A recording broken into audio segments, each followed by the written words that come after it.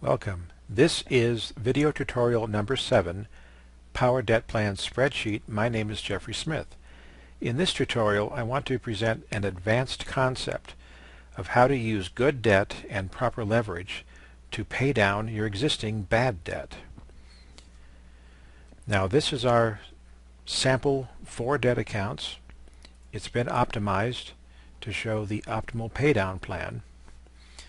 Now, I want to go over to a sample pro forma income valuation. This is actually one of the worksheets within the spreadsheet that I market under the name of Property Analysis Worksheet short form.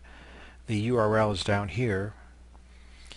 You can go to that page and read all about the Property Analysis Worksheet short form. This particular page of the spreadsheet is showing a pro forma income valuation. Now, the basic assumptions are that the monthly rent is $1,200 per month. There's a 10% vacancy rate plus a credit loss of $500 per year for deadbeat tenants. Gross operating expenses are $1,650. That's just a guesstimate of the property insurance and property taxes. The net operating income, $10,810. This is the net income from the property before debt service. I chose a debt coverage ratio of 1.6. The debt coverage ratio is simply the net operating income divided by the annual debt service. So you can see here the debt coverage margin is 62.5%. That means 62.5% of this net operating income is dedicated to debt service. The remaining 37.5% goes into your pocket. The loan-to-value rate is 80%, annual interest rate 4.43%.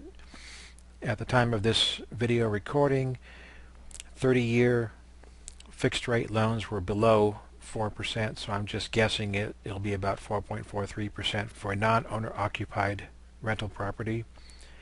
Amortization term 360 months, that's 30 years.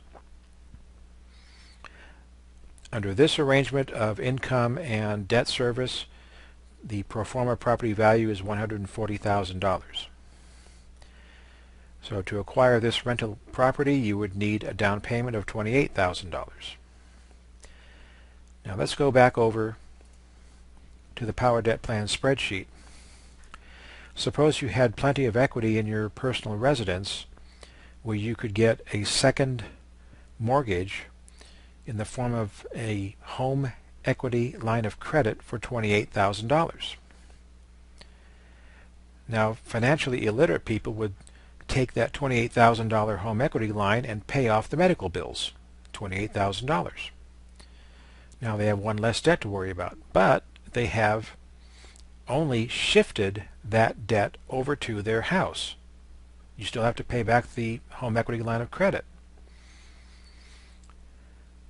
The correct way to do it, insert a new data row, second mortgage, HELOC, $28,000. Let's assume that the interest rate is about 6%. We'll do a 360 standard periods, the same as the rental property. Now you see here the regular payment is about $168. Total period is 360. Now if we optimize this, we will see that the optimal paydown path hasn't changed much. It just put the HELOC at the bottom. And once we got the first 4 debt accounts paid off, we then applied all of that payment to pay down the HELOC. And so the total debt relief is about 9.4 years, or 113 payments. But remember, we're getting $338 positive cash flow from the rental property. And so the net difference between what we're servicing on the HELOC and that positive cash flow is $170. So let's plug in $170 and re-optimize and see how big of a difference that makes.